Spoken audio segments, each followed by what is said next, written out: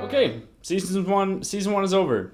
What do we do now, right? That's the big question that seems to be on everyone's mind, is now that the season one for PvP Legion is now over, and they've done something that is completely different. It's never been done before, and it's like a complete rollover into season two. It's already started. Season two is already here, and people are already competing and getting their rating up and starting a whole new slate, starting over. What's really interesting about this is that there's a lot of different things that are happening with this transition into the new season that really never have happened before. And I said that just a moment ago, that this is completely new. So I want to at least go over and explain to you guys like what's changed, on a couple different things, maybe some class changes. I want to talk about the gearing system and also explain kind of like just everything about this transition for this PvP season into the season two for Legion, right? So we're gonna go ahead and start with the end of season rewards and like end of season one rewards, and explain how that's going to be distributed, and then also talk about the differences and the item levels that will be coming up. And also the gear in general, because the gear is really like confusing, right? The PvP gear seems to be really confusing for a lot of people, and I want to try to clear that up for, as best as that I can. So season one, end of season rewards, just so you guys know, the season one end of season rewards was ended yesterday on December 12th. It was a Tuesday, and that pretty much means that all of like Gladiator, or like the titles that you're going after, or Hero of the Horde, or the mount, the achievement mount, just to get your vicious mount, like all that stuff is over now. You can no longer obtain that for season one Legion, because it's now over, and all of those will be distributed in 2 weeks from yesterday. So that means on the 27th, right? And the 27th is when you're going to be getting those Gladiator titles, or those rival titles, duelist titles, Hero of the Horde, all that stuff, all those mounts that you've earned throughout the season. That's when you're going to be getting it in 2 weeks. And there's also a pretty big warning from Blizzard right now, saying that you should not be transferring your character until those are released, because it might mess up the process of you getting your rewards, getting your titles, getting your mounts, or whatever it is that you've earned for that PvP season. Now I want to talk about the differences in the item levels. For the next upcoming season, all of the item levels for PvP gear has actually been upgraded. And they're doing this a little bit in advance. It's kind of surprising that they're doing this so fast before 7.1.5, because this pretty much means that you can easily get, heroic or mythic level gear before Nighthold comes out. Whereas a lot of people had to really earn that gear, earn that 895, earn that 880 gear in order to compete for the next raid that's coming out, the Nighthold raid, right? So it's really interesting to see the season two kind of come out so fast, because people could get a really big edge over what they would have had if the season would have been a traditional transition. So like when Nighthold comes out of PvP season 2 came out with Nighthold, then that would make more sense for the item levels. But regardless, I do want to explain real quick of like what the item levels are looking at. So the base item levels from a 0 rating all the way up to 1400 is 855. You get just base 855 item levels. And then for 1400 through 1600, you get 865 item level gear. From 1600 to 1800, you get 875 item level gear. 1800 to 1999, you get 880 gear, and this is where it gets interesting. From 2000 to 2200, you get 885 base gear that is elite. And then for 2200 all the way above 2400, so these two tiers, you actually get 890 gear and 900 gear, but that stuff is only available after Nighthold has already launched in mid-January. So that 890 and 900 base item level gear, you're not going to get that, but what you can get is the 885 gear from being just 2000 rated. And 2000 rated is like the top 10%ish of players, so a lot of players are going to be getting that. And it's really interesting to see that in the game, because of the fact that like this stuff can Titan Forge, this stuff can War Forge, so you can actually get 895 capped gear with the perfect stats by just being 2K rated, and that's really, really interesting because that seems to make it a lot easier for people to get that like item level cap out, get that best in slot piece before the raids get out, and before you don't really have to compete with your guild. You can just play arenas, like you can just do whatever it is that you need to do in order to get ready for raiding, or just get those higher item levels in general. So just a quick update and just explaining how that works, and also a quick side note: Prestige 4 through 8 is now unlocked. I know that there was some bugs on the launch of the PvP Season 2, which made it so you couldn't Prestige past 4 into Prestige 5, but the the intention from the Blizzard developers is that Prestige 5 through 8 is unlocked, and you can do those and get all those rewards as well. So I will definitely be farming those out as PvP season goes. Now I want to move on into class changes. There's going to be just a couple of class changes, and I just want to go over it real quick for you guys.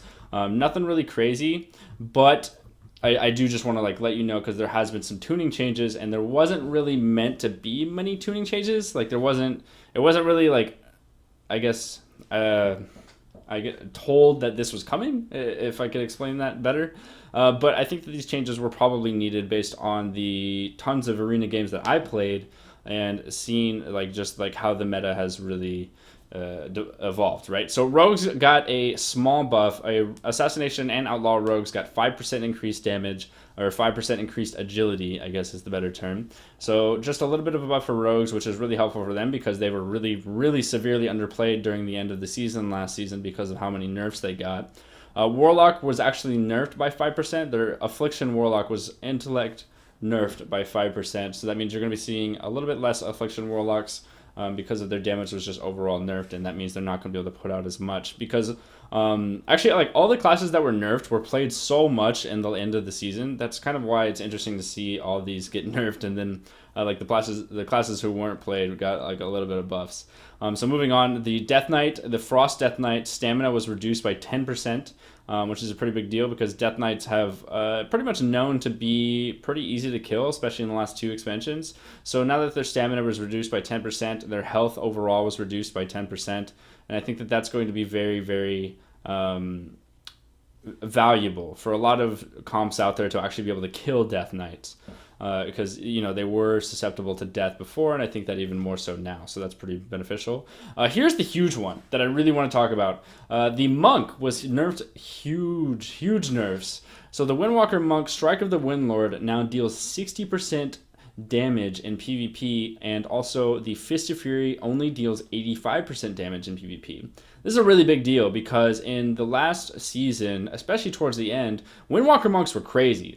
Honestly, there was comps like Frostmage Windwalker, where all Frostmage did was just survive, or even Arcane Mage Windwalker, actually. Yeah, let's talk about Arcane Mage Windwalker, because all Arcane Mage would do is just survive and control and just sheep a bunch, and then eventually Windwalker's Serenity and damage cooldowns would be up, and then the Windwalker would just go try to solo somebody, literally just 1 versus 1 somebody, and kill them like a healer. And then with Arcane Mage, what you can do is you can just Arcane Power and Presence of Mind and use 2 Arcane Blasts, so you would get that extra little bit of damage, but not enough to actually kill someone, on top of the Windwalker damage, which was insane. A Windwalker could just destroy someone in a couple seconds with all their cooldowns. So it's really interesting to see Windwalker Monks take such a huge hit for PvP. I really think that this is going to make them pretty much inviable, because Windwalker Monks are known to be this huge burst class, and they're not anymore. So I don't really know what they have left, but honestly, Windwalker Monks destroying my face kind of makes me happy. Kind of makes me happy that they're nerfed, but I know that from an overall standpoint, it sucks as a Windwalker Monk PvP player to see your class get nerfed into the ground. This happened with me and Fire Mage, and I think that you guys are definitely going to be going through some rough times. But we'll see. You could definitely see these nerfs get reverted, or at least lessened, and just a little bit less of a nerf, because these are very drastic. So I'm interested to see if these will stick, or if these will change a little bit. Moving on, just a couple more things, is that the Priest Atonement effect was increased by 10% in PvP. This was definitely needed. Every time I played with a Disciplined Priest, it was always terrible, because they could not put out enough healing in order to survive these Warlock Shaman teams. And now you're seeing Atonement get a little bit of a buff, so maybe that in combination with the Warlock nerf, the Warlock Intellect nerf, maybe we'll see a little bit more Priest play in the game, because that would be really nice. I think Priest has really been they've really been given a disservice. I feel like Priest is an awesome class. I know that they synergize really well with Mage, and that's what I play, so I'll definitely be trying that out. But moving on to the very last change that I want to talk to you guys about, and that's actually a pretty big one.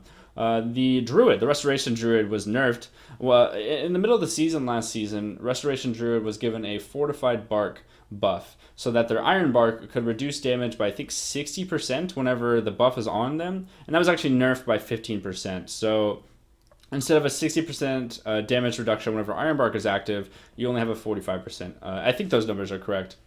I might be off by just a little bit of a percentage, but regardless, the Restoration, Druid, Ironbark, Fortified Bark PvP talent was nerfed by basically half. So that's a pretty big deal, and really does make it so like Druids and Cleaves with Druids are having a lot harder time always being on the offensive because of that Ironbark being so strong. Without that, now it's a lot different actually. So you know, it's definitely a lot more susceptible to death even through Ironbark, and that's something to be aware of. But last but not least, guys, I do want to talk about the last topic of this video. And I know, especially me, like there's a lot of people out there that like, you guys probably set a lot of goals. We made a video about this, I guess, I don't know, 4 months ago now. And you guys set a lot of goals in what you wanted to do this season, what you wanted to accomplish. And what's really cool about WoW Arena seasons is that once it's over, especially now since they transition so fast, once it's over, you get to start fresh. You get to completely do everything over again. You've taken what you've done in Legion PvP Season 1, and now you can apply that to Legion PvP Season 2. And what I mean by that is picking out your best comps. Picking out what rating you want to achieve. What rating did you get last season? How are you going to improve yourself in order to get the higher rating, in order to achieve your next goal? So what I'm trying to say, what I'm trying to get at is that I want you guys to take some time and really develop the goals that you're looking to really accomplish this upcoming PvP season. I know that I actually only capped out at about 2,500 MMR, or at 2,500 current rating and about 2,600 MMR. I think that I can do a lot better. I think I can really get up into those 2,800 to 2,900 range where everyone is like playing at in that rank 1 area. And I think I'm really just right on the cusp there, and I'm getting there. But for myself, I want to make that goal happen. I want to get up there in those high ratings. And I also want to help you guys understand that this is a clean slate for now. Like you have an opportunity here to start completely over, and you can play with anyone that maybe isn't, like, nobody's as serious right now because all the ratings are reset. So if you want to play with someone who's way better than you and get a little bit of lessons, maybe you can convince them to. Or if you want to just play new comps and try new things, you can do that. So just take the time to do so. And if you would like to, please leave a comment down below and let me know what your goal is for this season, just like we did last season. And hold yourself accountable to that comment. Hold yourself accountable to that goal. And go achieve it, because there's really nothing left in between you and that goal as of now, because you have such a clean slate and you can start putting the work in now. You don't have to wait until the last week of the season to try and push your rating. You can start doing that now. So go make it happen. Really, you can do it. And I believe in you, and hopefully you believe in me to accomplish my goals, even though, I don't know, some of you guys think I'm just like a big noob, but whatever. Anyways, guys, thank you so much for watching the video. Be sure to leave a like on it. You can subscribe to my YouTube channel if you'd like to see a bunch of new videos explaining kind of, I have like a lot of tip videos coming out and like explaining like how Arena works at a higher level, and hopefully you guys will learn something from it, if just like the littlest amount. That's good enough for me. So thanks for watching, guys, and I will see you all in the next one.